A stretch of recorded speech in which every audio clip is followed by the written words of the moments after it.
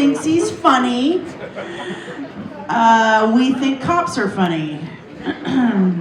Mr. Spitzer, please, let's everybody welcome.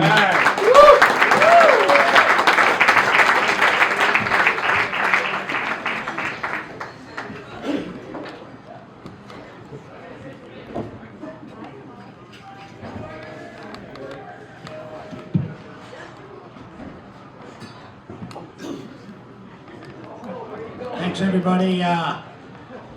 So I heard that it was dress-up night tonight. Can you all hear all right? Closer to the mic. Closer? All right, there we go. That's real close.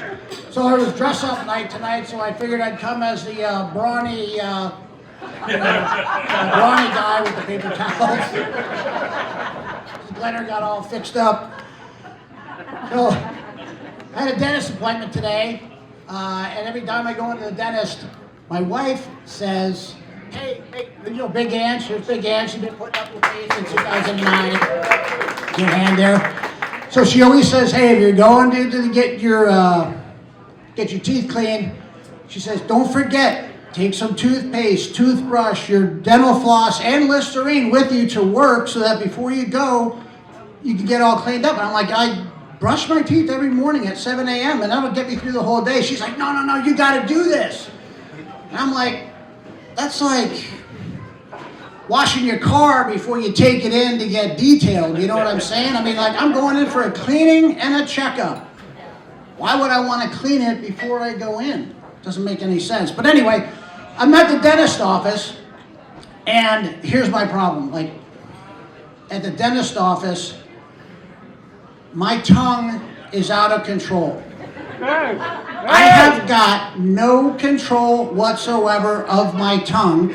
It's like an autonomous vehicle that just does what it wants in there. It's almost like an overzealous bouncer at a bar. You know what I'm saying? You've seen that one where you go in, the bouncer's like, hey, you got your ID? And he's like, hey, what's this? You got any weapons on you? What's this? Pat you down, all kind of stuff like that. As soon as the dentist sticks something in my mouth, my tongue's like, hey, let's go over there. Like, feeling it out and everything like that, and I have to actually lay there and like, okay, tongue, stay in position, and I have to order my tongue down.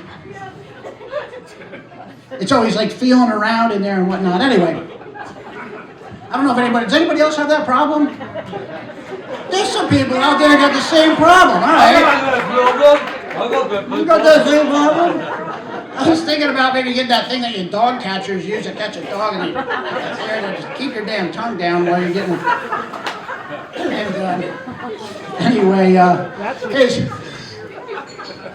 had like 3 Red Bulls, so if I'm a little wound tight there, my spring is pretty sprung.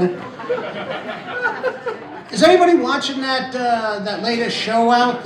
It's like that Iranian Game of Thrones. Are you guys watching that? I don't know about you, but it's better than Yellowstone, better than Landman. I can't wait to get home every day, hop in my big chair, put it back, and then watch the goodness. I'll tell you this, I've never been happier about what my tax dollars are being spent on, truly. I mean, it's either that or like Somali daycare, you know. I'll just bomb Iran all the time. But these, I don't know if you guys are watching those videos where they have the smart bombs. And then they have like the 3 flashes on the thing before, you know, I'm like, it's almost like, you ever throw a snowball at someone and you don't mean to hit them in the face, but it's going right for them and you're like, no. Well, these guys, you ever see the guys, here comes the bomb, the flashing is going on, you're like, dude, get away from that damn thing. And you see the guys running away. Have you seen that? You haven't seen that? Like the guy.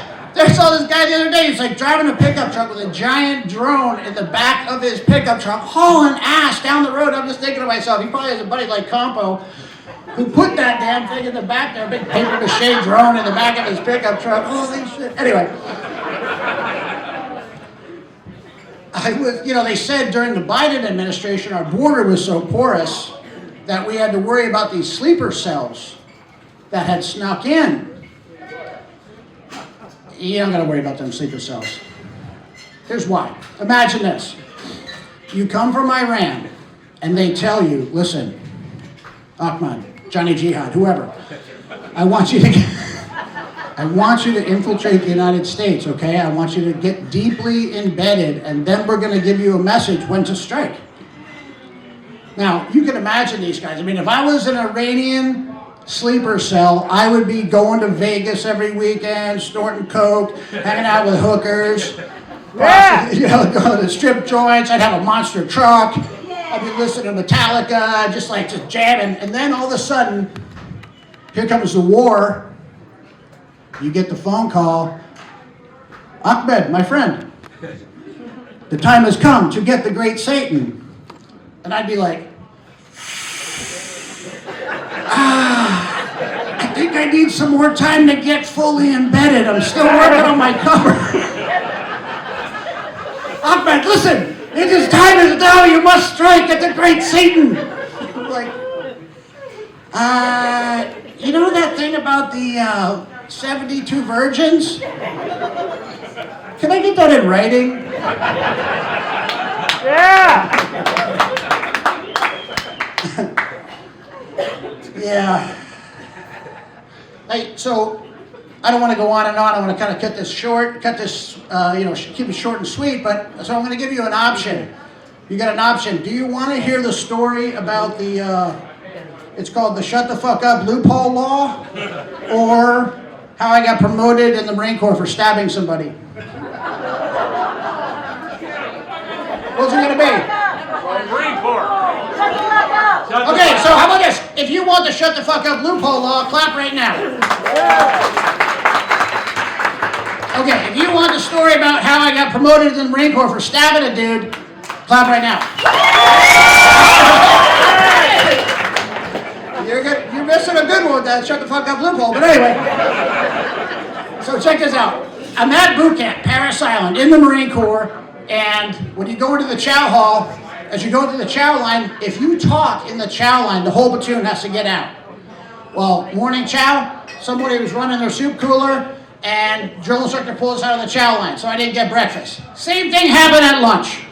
Okay, now I'm shaking, and I really gotta eat. I have to eat, I get hangry. So it's afternoon meal, evening meal.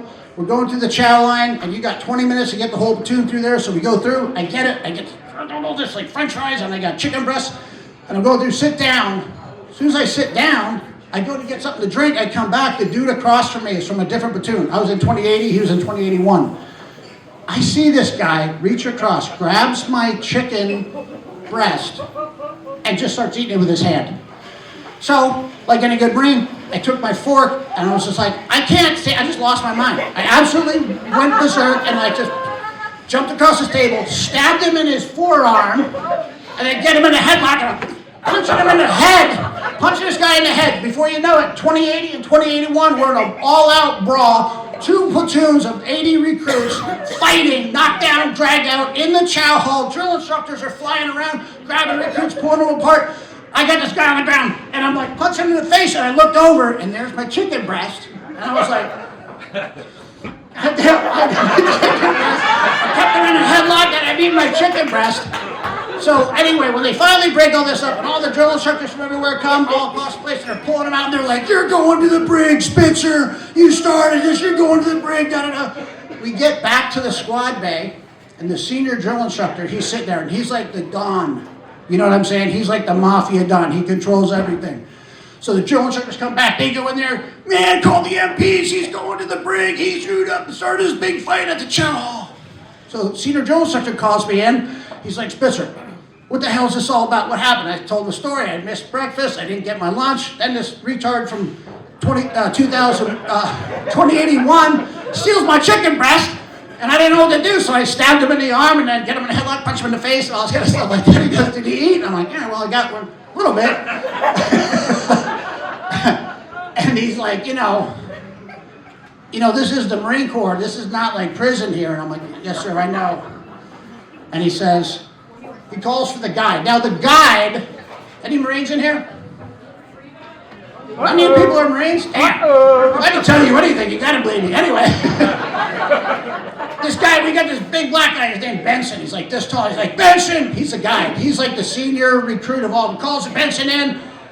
And he's like, Benson, you're fired. Spitzer, you're the new guy. That was training day 11, and I became the guide of platoon 2080 from training day 11 because I stabbed a dude in the arm.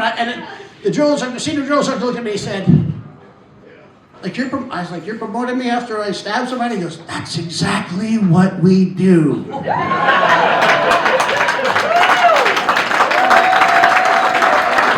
say yes. That's not the bullshit story. That happened. That was for real. Anyway, so in the Marines, after Desert Storm and Desert Shield, you'd be walking through an airport, and people would come up to you. No kidding. They'd come up to you and say, hey, I just, you're walking through your uniform on, they're like, I just want to thank you for your service. And I would, on the outside, I would say, oh, it's an honor to serve you. On the inside, I was like, oh, thank you for letting me throw grenades at people and shoot them with machine guns. Only bad people, of course. Only bad people. So then I get out of the Marines, and I later become a cop. So I'm walking around my uniform on, and they say that, a man who enjoys his work never works a day in his life. So people come up to you at Fred Meyer West, and they're like, hey, I'd like to thank you for your service. And I'm like, it's an honor to serve you, but I'm thinking to myself in the back of my head, it's like thanking a dog for chasing a cat, you know what I'm saying? I mean, I do.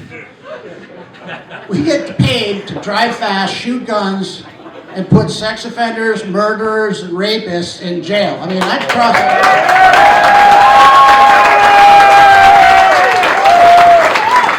Drive fast, shoot guns. I mean, it's the greatest job in the world, absolutely. Thank you for all your referrals. I keep Bill Soderbergh in business.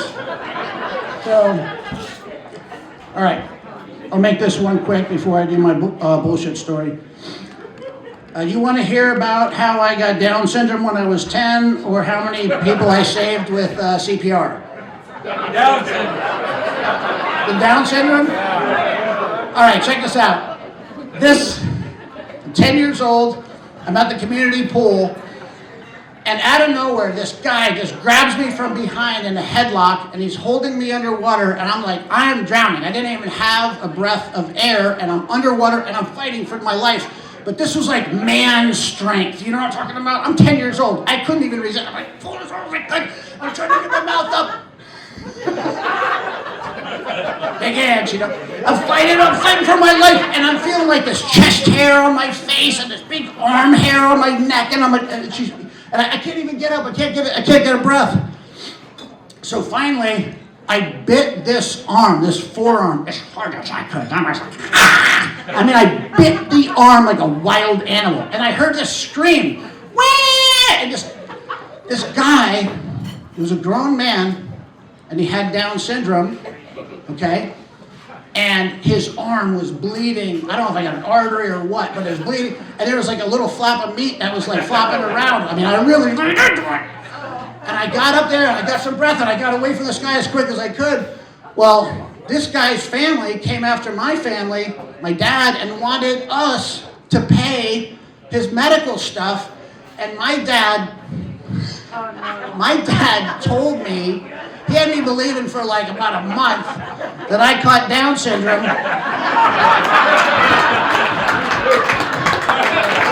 I was in the bathroom looking in the mirror. I was like, oh my God.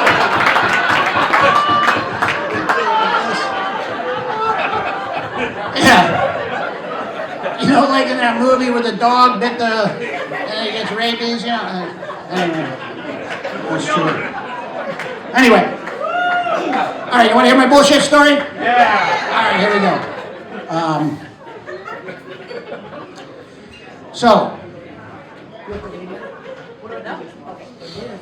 So this is about a year and a half ago, okay? And Campo, as usual, was down in Mexico during the winter months. And Campo knows that I love Facebook Marketplace. So I send him a screenshot of this Scorpion one-person experimental helicopter. And I said, I just bought this on Facebook Marketplace. Now, the beauty is he's down in Mexico, so we can't really do anything other than like go. He can't really check on me or anything. I'm on the golf. Yeah, he's on a golf course.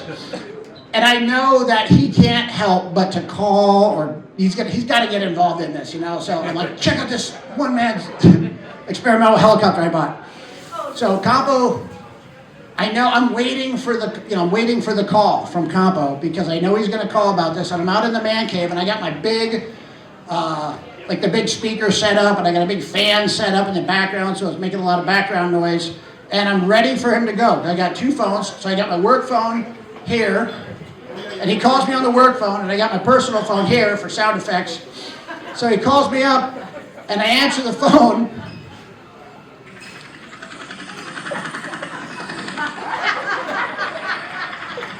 Hello? He's like, what are you doing? I said, I'm flying my helicopter back from Delta Junction. I just bought it from some Russian dude. And he goes, do you know how to fly a helicopter? I'm like, yeah, you just showed me before I took off. He goes, do we even have a pilot's license? I'm like, no, you don't need one. It's experimental, man. He's like, Big Edge is going to kill you. I said, she doesn't even know I bought it yet. I'm going to surprise her and land in the yard. He goes, I said, hey man, I gotta get going. I'm gonna go ahead and do some practice landings here at Chino Hot Springs Gas. It's wide open, you know, and I gotta practice. I gotta get a couple landings under my belt before I try it at the house with the big spruce trees. He's like, okay man, well call me when you get on the ground. That was on a Sunday. That's not it! That's not it! It's better. That was on a Sunday. Okay, so I know Craig can't stay away from this, right? He can't stay out of it. He has a couple drinks, about 2 hours go by, and there he is calling. I'm still working on my stuff out in the man cave. He calls me up, and I start playing this in the background. Hello? He's like, Eric! What's up? He goes, man. You know, no, I'm not allergic to anything. What's going on? I said, man, you're not going to believe this. I got a couple landings in. I went down to the ice park and I wanted to see some ice carvings. You're not going to believe this. You know those telephone poles and they got the guy wires on the side? You know, they got to have like a yellow warning thing on there. They don't have any yellow warning things on there. My tail rotor clipped it and I fell like 15 feet. And he's like, anyway, as we go through this, Campo's like, I can't believe this. I'm like, I'll be all right, man. I'm going to need some stitches. You know, I just fell about 15 feet. And I said, hey, listen, keep this quiet. Don't say anything to anybody. So anyway, I hang up with him, and all of a sudden, the phone starts ringing. I got Satterberg calling me, Bernie Carl's calling me. What's that dentist with the helicopter? Helbrick's calling me. Everybody's burning up on my phone. I'm like, all right, Campo cannot keep a damn secret about crashing a helicopter. So if you ever crash a helicopter, don't tell him. Yeah. Anyway, he called me back later. He's like, you son of a bitch. I just called FMH, and they said they don't have an Eric Spitzer there. I was like...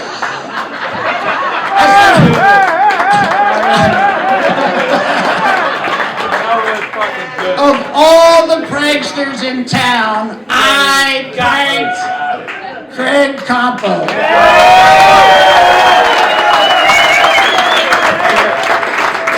All right, guys, that's all I got. Be good to each other, and if you can't be good at it. Thanks.